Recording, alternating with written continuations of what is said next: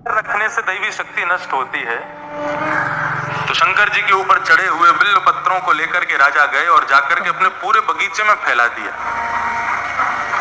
अर्धरात्रि का समय होगा, जब वो भक्त आएगा, वो चोर आएगा, उसको पता नहीं होगा, वो निर्माल्य पर पैर रख देगा तो उसकी शक्ति नष्ट हो जाएगी। अर्धरात्रि का समय, नित्य की सेवा के लिए, बिल्व पत्र तोड़ने के लिए जैसे ही बगीचे में उसने प्रवेश किया, उसको पता नहीं था, शिव पर चढ़े हुए निर्माल्य पर जैसे ही चरण रखा, उसकी अदृश्य होने की शक्ति नष्ट हो गई।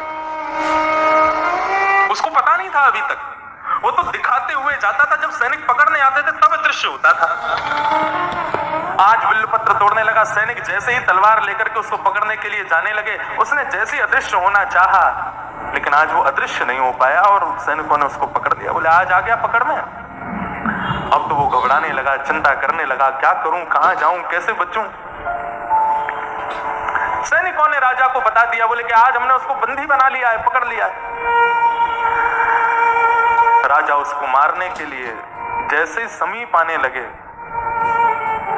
उस भक्त ने नेत्र बंद करके महादेव का स्मरण किया और स्मरण करते हुए कहने लगा, हे महादेव, मानता हूं कि मैंने चोरी की है, लेकिन किसकी की? पत्र की है। किस लिए की? आपकी आराधना के लिए की है। यदि इससे किसी की संपत्ति नष्ट हुई हो, इससे किसी की आराधना नष्ट हुई हो, तो मैं क्षमा मांगता हूं, लेकिन नाथ, मैंने तो केवल आपकी सेवा के लिए इस कार्य को किया था, आप मुझ पर कृपा करो। और नेत्र बंद करके महादेव का स्मरण करते हुए वहीं खड़े खड़े शिव महिम्न स्तोत्र का गान करना प्रारंभ किया। गान करते करते करते करते करते जैसे ही महिम्न स्तोत्र विराम हुआ, राजा ने जाकर के अपनी तलवार से उस पर प्रहार करना चाहा। स्तुति का विराम होते ही उसकी जो अदृश्य होने की शक्ति थी वो पुनः प्रकट हो गई और वो वहां से अदृश्य होकर के महादेव के पास चला गया। शिव महिम्न स्तोत्र में इतनी शक्ति है।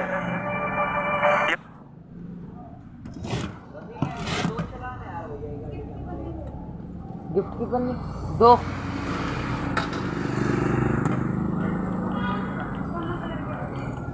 दोनों कलर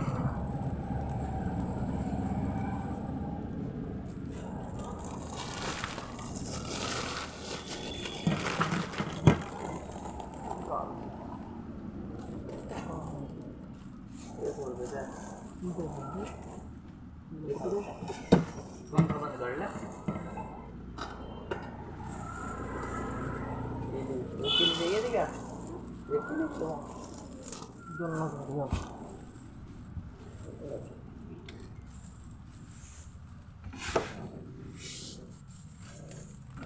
एक और दे दे,